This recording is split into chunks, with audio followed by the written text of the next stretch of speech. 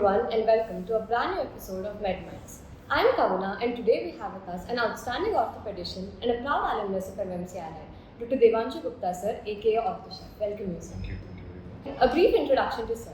Devanshu sir completed his MBBS from MMCRI and MS Ortho from Grand Government Medical College and JJ Hospital, Mumbai, followed by senior residency in Lokmanya Tilak Municipal College and Sion Hospital. He has also completed his DNB. The distinguished feathers on his cap include Fellowship in Joint Replacement from Lilavati Hospital and Research Centre, Mumbai, Revision Fellowship in Joint Replacement from Europe, Fellowship in Arthroscopy and Sports Medicine from Delhi, and Fellowship in Hand Surgery. That is such an amazing list of achievements, sir. We're truly honoured to have you. So let us now begin by talking about your UG days. So why did you choose MMC, sir? Was it by chance or choice? And what are some of your fond memories from the college? Mysore Medical College was always like my dream college. More than that, it was my mom's dream because whenever she used to pass by the SIJ road, she used to be always like, I want my son to study here. So when I got a rank of 172, I decided to choose this particular college. College per se is a very beautiful campus, and the best part about MMC is you come across different variety of people from different part of the states in the country. So they stay with you for 5 to 5.5 years and you make memories for a lifetime.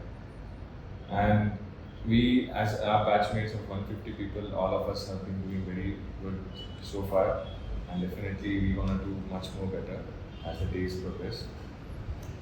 And college days were very fun because we used to attend all the classes, like in the inverted comma way, and then we used to have a lot of hangout places also. I remember back during our UG days, the Loki tea stall used to be the famous one, and all the guys after the college used to assemble in Diamond tea stall to have the famous Diamond chai.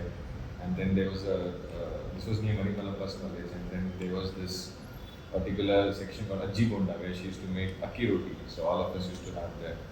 And back in the college, Mysore was evolving to some extent. We had seen McDonald's coming in front of us, we had seen multiplex because we used to always go to the theatres back then.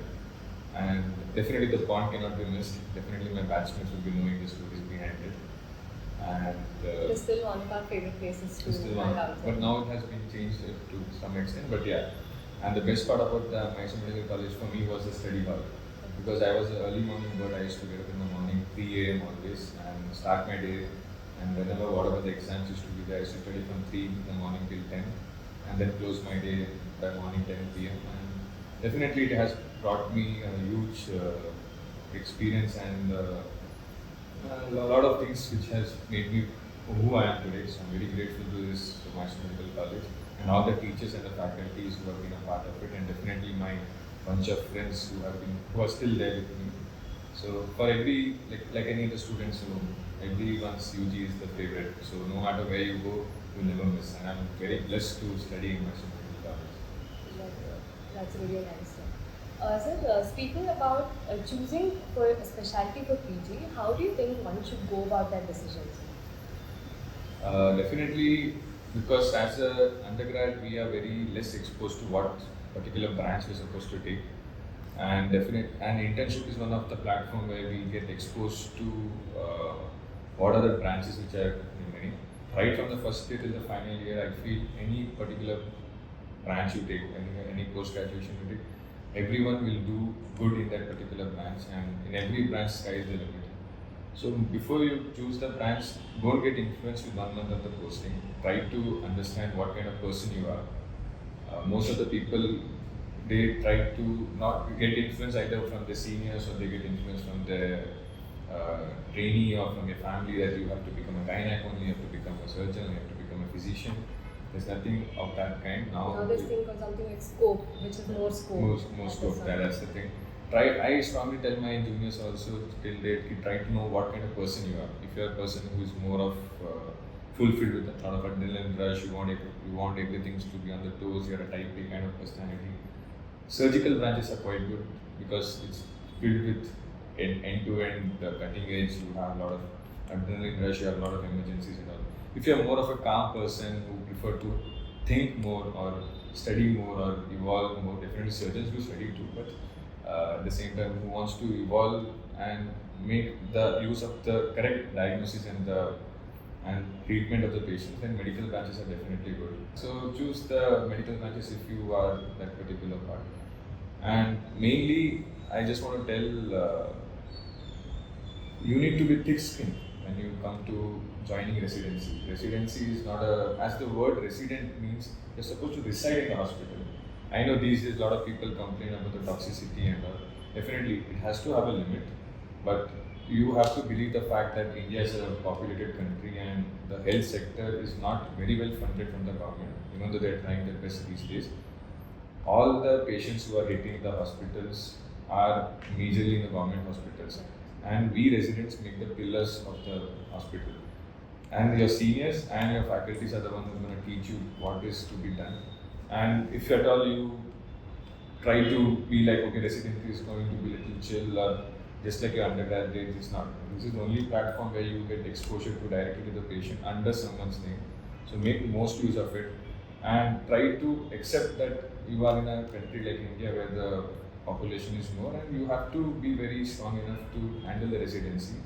And depending on that, you definitely can choose the right branch which you need. Definitely all branches have a lot of pressure in it, but you need to learn because this is the only time where you can evolve and see how can you be more tough, because once you finish a residency, life is going to be on a different platform. But I strongly feel that choosing the right branch, and it depends on what type of person you are, than getting influenced based on the short time you spend in the internship. So you chose to do your MS Ortho in Mumbai, so that was a different city rather than a different state altogether is what you chose. So how did that shift feel for you, sir? I always prefer, I am obsessed with Mysore. I always like Mysore as a city. I was in Mysore for almost 23, 24 years of my life, and I realized you need to get out of your comfort zone and explore a new platform or new city which is completely different. And for orthopedics, definitely Mumbai was the mecca of orthopedics for us during that time, and it is still there. And getting out of the comfort zone, going to a new city makes you more accountable and responsible.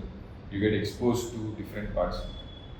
All the variety and the opportunity you get in a metropolitan city with the fast life they lead is a different thing. So I will definitely tell that if you choose with your parents' permission or who are expressing permission, try to step out of where you have learned so that you can diversify yourself, you can learn different things which have been not taught here, and you can just definitely come back whenever you can. And I can just tell you one thing, that Mumbai was one of the city which is very spirited, and it has completely evolved, revolved, and probably revolutionized me what I am today. I'm very grateful to that particular part of that. And Mysore chutney is best, so I always chose to come back to Mysore city. So, yeah.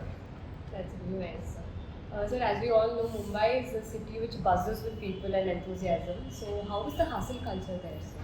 It is definitely a city which never sleeps. Which, as a tourist, if you go, you'll never realize. But if you stay there for like 4, 5, 6 years, you'll be probably addicted to it, because the city is very spirited, it's very vibrant, and people mind their own business, and everyone are very to the point, and you have to. And if you are in a mood to explore a good city while doing your residency, it's a platform, because it's a highest referral center for all the branches, and the hands-on you get in that particular city is much more than any other college. And I was always keen, because Mumbai was never a platform which I chose before, and neither my relatives or anyone are connected to it. But yeah, after I chose to stay in Mumbai, yeah, things have been changing, and then there I got the opportunities of advancing myself, that what is next to be done, what is next to be done, and that's how you get connected and networking improves, and that's the reason the hustle bustle definitely makes a lot of difference in your life. And this is the time where you can actually go. You cannot expect to go at a very old age, or the right time is probably the residency days. And I tell my juniors, try to step out of the state where you are and try to explore more things. You'll definitely learn more and come back and do much more better to the parents also. That's the thing. True, so stepping out of the comfort zone truly shapes the person in a different way. So there is this notion that only or usually men take up orthopedics. So is gender dominance in orthopedics a myth or a reality? According to me, it's a myth because these days orthopedics is a very beautiful and a skillful branch, and the concept of that traction is still not does not hold anymore. There are a lot of specialities like hand surgery and foot and ankle and spine, which can be taken by anyone. And during my residency or during the course I was in ortho, I've told a lot of people and a lot of my juniors and the female colleagues have taken orthopedics for the same reasons. So it's completely a myth. It's a branch which has a lot of skills and a lot of soft surgeries to perform. It's not just the dissection of the bone; it's the dissection of the soft tissues too. So I completely believe it's a myth, and I feel each and everyone can take orthopedics as a just like how gynecology also can be taken by every male. Even though that was my favorite branch, but I have no regrets, and I'm very happy that I chose to become an orthopedic surgeon. So now is the time to bridge the boundaries. Yeah. So you have really amazing fellowships accredited to your name. So sir, how does one avail themselves of the opportunity or give themselves the exposure about learning about just how, where and how to go about the fellowship route? I strongly believe that networking is an important reason for your fellowships to know, because the more you try to meet different people, the more you get to know what are the advancement and where to apply. It is not an easy job. You just go and you apply, you get it.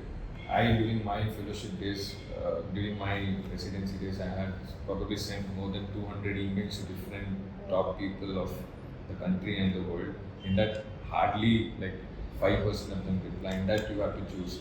So it is not like it just happens overnight. Plus, there are this every particular branch of your specialty has an international organization, a national organization, which guide you where you can enroll to their fellowships. Fellowship is more of like doing the same set of things repeatedly as a particular part of the body. So it's not like a general section. So I strongly feel that good networking, using the principle of emailing, which we current generation have lost it, and good connection with your seniors, faculties, and the organizations, create or curate the path for your fellowship which needs to be taken, and never think that my CV has to become more stronger to apply for a fellowship. Most of my batchmates end up thinking, I have to publish more papers, I have to make more conference, I have to present more papers in the podiums, something of those kind, so that my CV gets added up. But that's not the real thing. The real thing is you have to knock the door and make sure that you are there. So once you knock multiple doors, definitely one door will be open and you'll be lucky to select it. And choose the fellowship in a much more wiser way, where you're choosing and the whom you're choosing and what kind of boss he is. Because mentors make a lot of difference in your life, and the way what you learn from them, you want to exhibit throughout your life. So fellowship per se involves a lot of hard work and paperwork, but more than that, knock the door first and create the opportunity. You can use Google, you can use the platforms whichever are there. So that's the thing about the fellowship. Right, sir. So, from your answer to the previous question, how important is the role of a mentor in a person's life, or in specific in a medical profession's life? Mentors per se are the most important people, and for me, they are role model, because every mentor in your journey will teach you how you can lead your life. Just like I always split up fellowship as fellow plus ship. So the mentor is allowing you to access his ship where he is the captain, and where he has seen all the different waves and hurricanes and storms, and he's practicing to the best of his ability at that particular moment, and he's letting you inside. So it's not like you just learn the particular operation from him or particular skill. You observe how he operates, you observe how his routine is, because definitely if you are investing in him, that means he has come to a level where he is one of the top person on this particular on this earth, or on the specialty he is working right now. So, and they teach you a lot of things, just not the orthopedics, and how to handle things, how to handle a complicated case, or how to handle once the complication happens. So one-to-one connection with the mentor makes a lot of difference. There are a few mentors in my life who actually changed.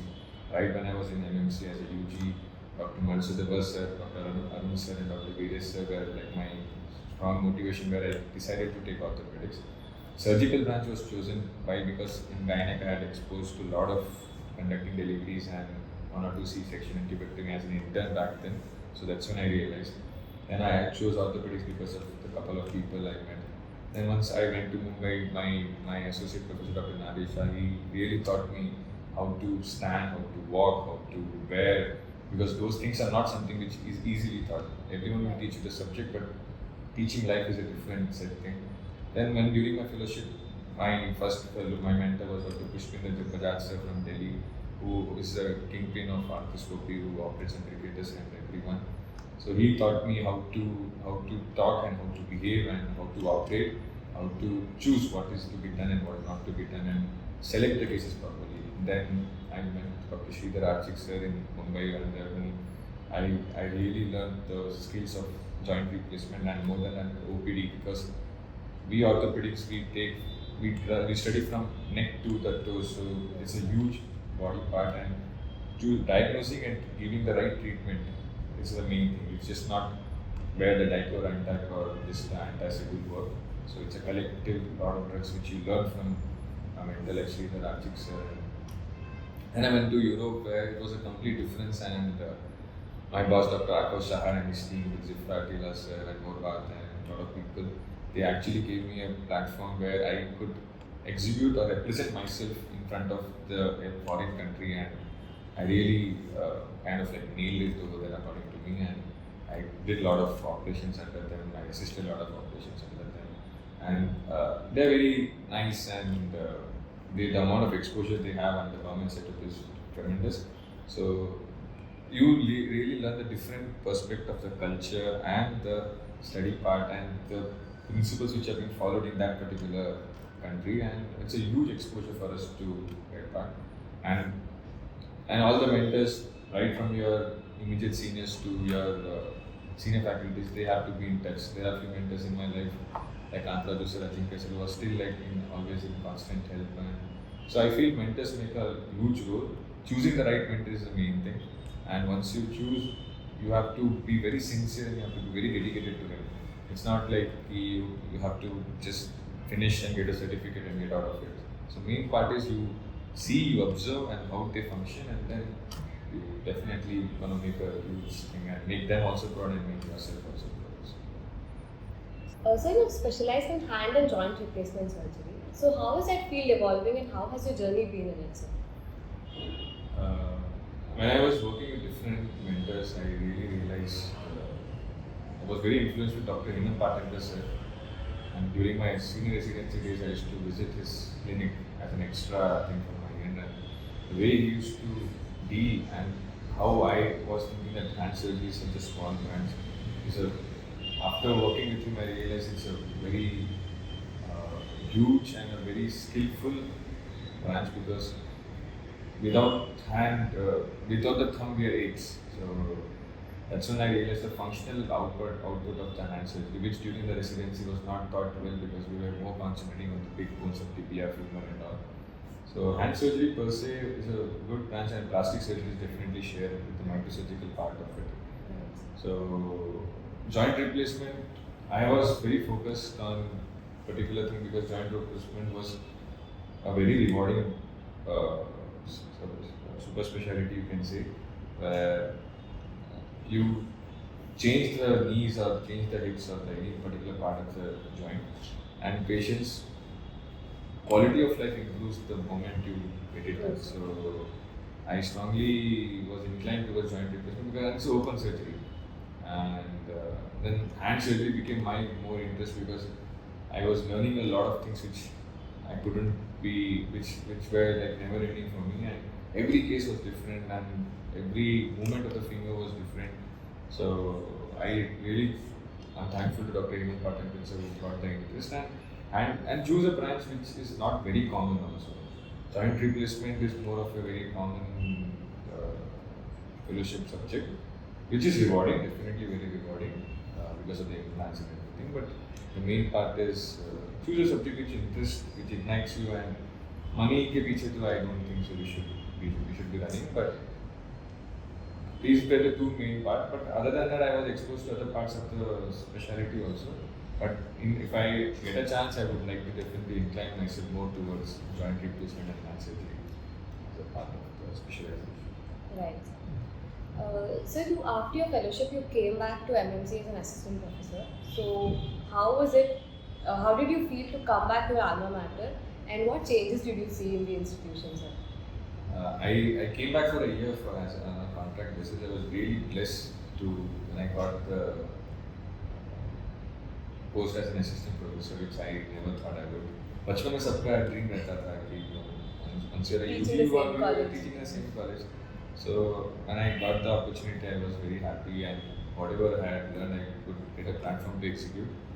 MMC is always special to me, and so are the students. Even though I could not teach much, the college has changed, and once you walk the same corridors or the same way, the students during the internals, they are a little worried and then anxiousness when you take the internals. You feel very nostalgic, and you feel today I'm sitting on the other part, and how much I was thinking about कि इतना serious issue है, it's not that serious, but those small moments of daily learning and presenting in front of the examiner or in front of the class makes you a better person every day. So never take anything lightly. But when I was sitting on the other side, I was like, yeah, I was also talking gibberish, and I was talking this XYZ language which the examiner is asking, and the same things my students were also telling. College has grown up to a huge extent. That buildings have come up. The pond is not the pond; it has become a modern pond. The CAD building has come up. So I'm very happy with the college, and when I was very blessed that I came back as an MMC. And one thing which I realized after I joined back, I was working more with the patients, which during the UG days we don't. And one thing which my senior faculties in MMC also shared with me, that this particular care hospital, Krishna Rajendra Hospital, is kind of blessed with Goddess Chamundeshwari, or you can tell there is some strong divine intervention which is there. No matter how the patient walks in, he has to go happy, and no matter what complication happens, whether it's like a infected case or it's a growing person, with time, over a period of time, it gets settled down. So I strongly believe that energy is there in this hospital, which I did not find in the other places, because I strongly believe that this hospital is quite, very much energetic towards, and the goddess always blessed this particular section. So that was something which I got exposed as an assistant professor when I back.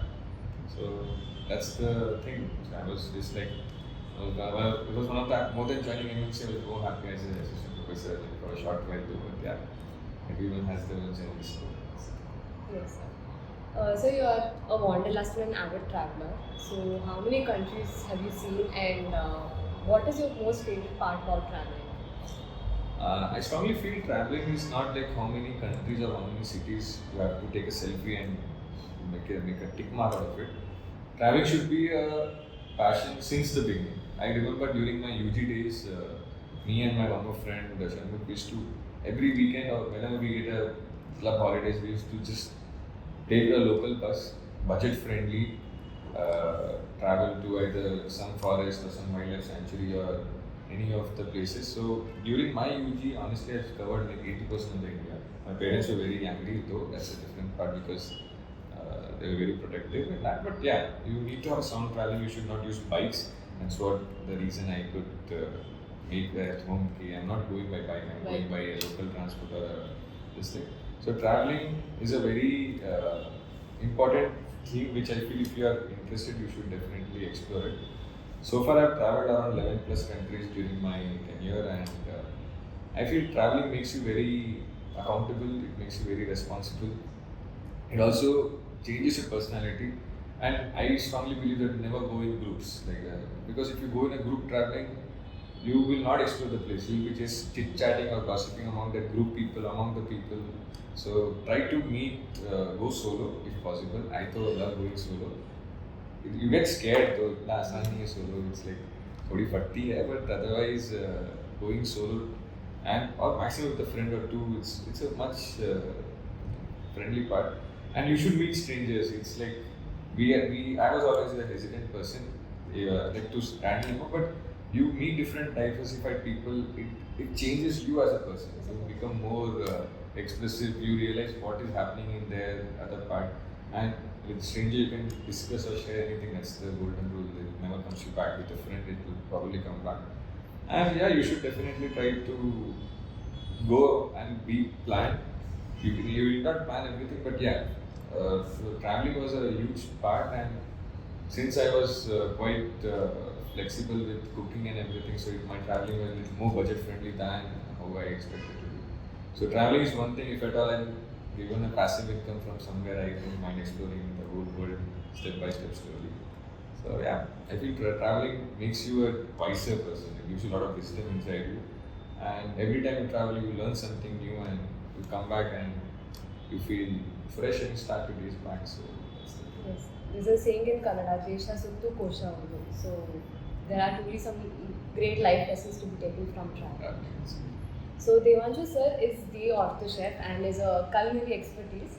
So what is your favorite dish to cook or something that you specialize in? Before labeling myself as ortho chef, cooking was not something which I learned. As a small kid, I used to bring grocery item from my mother for every recipe, and I should keep observing her. So whenever I cook, it is like more of a therapeutic thing for me. That's like probably you can tell a hobby. Even though these days I've cut down a lot. So I don't know. Whenever I cook anything, I strongly believe it's a very strong science, and I have a strong notion that a good surgeon is a good cook, so a good chef. So and when I just cook, I don't taste my food. I just don't know. I just feel that this is the right masala, and I make a mixture of the south and the north. Like puliyogre has a little bit of tamarind part, so I add it in the North Indian this thing. And I'm very good at making probably. I make vegetarian food itself, so might not call it myself as an author chef, but I make good rajma. I make good white sauce pasta. I still remember when I made pasta for the first time. After I was a little fan of white sauce pasta, and I used to pay a huge amount there. But then when I made my own pasta and I tasted, I was like, आज के बाद मैं जिंदगी में pasta नहीं बाहर खाऊंगा. I only make myself with all the fancy exotic vegetables. So cooking is a lot of it is very creative, and definitely I cook the skillful part. I don't like making rotis or cleaning vessels. Not the conventional. Not the conventional cooking. I try to make where I can use my brain more.